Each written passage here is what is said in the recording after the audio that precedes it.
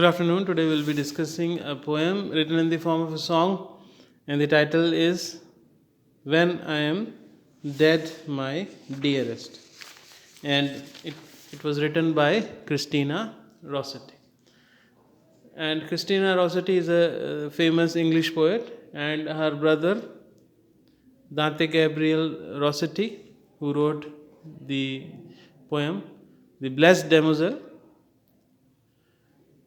was essentially a painter, and Christina Rossetti could not achieve a remarkable feat or success in her lifetime, and she is often considered as the sister of Dante Gabriel Rossetti, and she could not establish an identity of her own.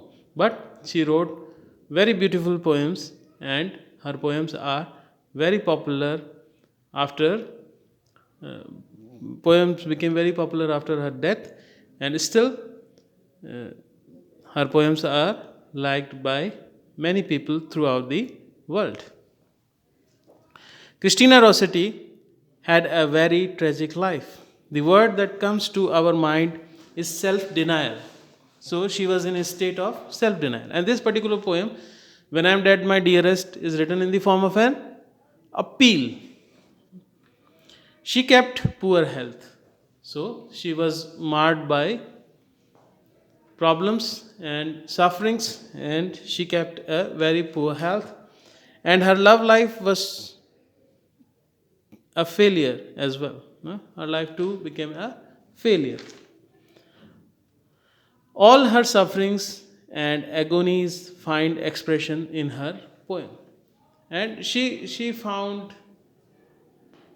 that she could do away with the anxieties, problems, suffering, agonies of her life by penning beautiful poems which express her feelings, her state of mind. In this poem, she expresses a very simple thing. We tend to forget people when they are dead. So this poem is about the memory of dead people. We tend to forget them when they die. And we are so much concerned, or rather, we are obsessed by our own self. We do not care for others, particularly for the dead ones. She not only realizes that human memory is very short, she accepts it with a balance of mind that wins our admiration. So she expresses that human memory is short, but she accepts it with a balance of mind that wins our admiration. The poem is divided into two stanzas of 8 lines each. So this division is not on the classical, not based on the classical patterns, but she devised her own methodology of writing poems, and she divides this poem into two stanzas containing each containing 8 lines.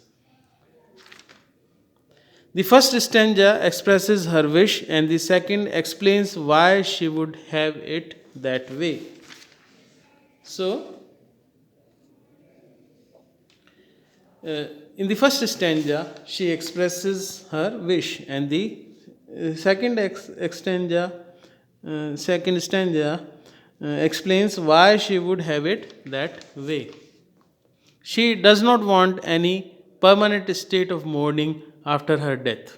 So she does not want people to mourn her death relentlessly.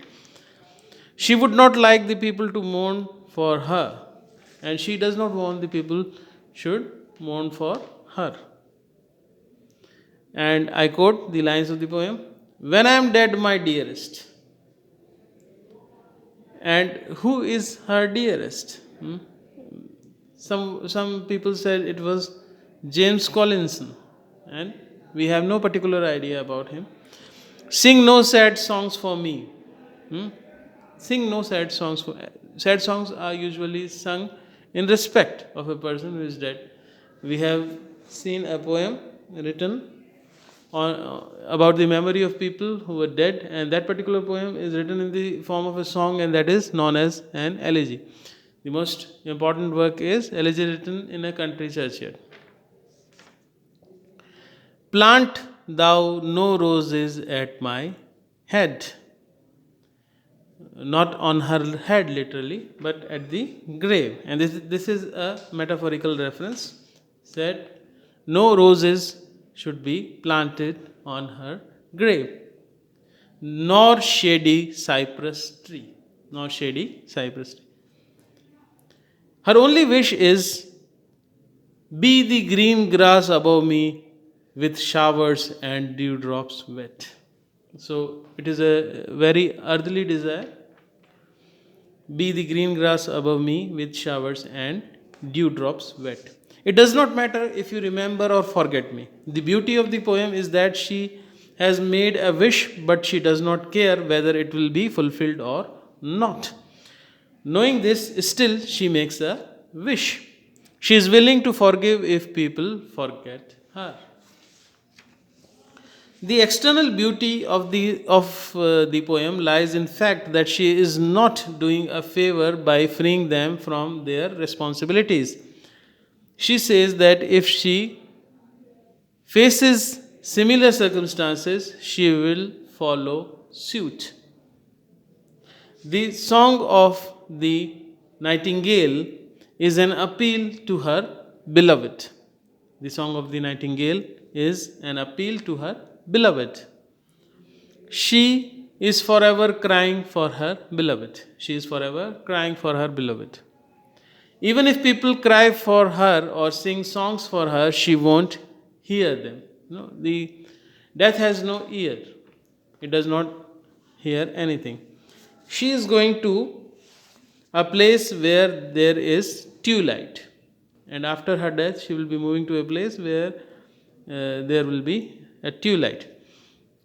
Time stands still, does not move where she is going. She has no clear-cut idea about the place where she is going to. In such a state of mind, when you remember something, you forget certain other thing. She says, don't have this feeling of guilt if you forget me, because there is an equal chance that I may forget you. So, we finish off this poem and we will continue discussing Christina Rossetti's poetry in our forthcoming videos. And thanks for watching.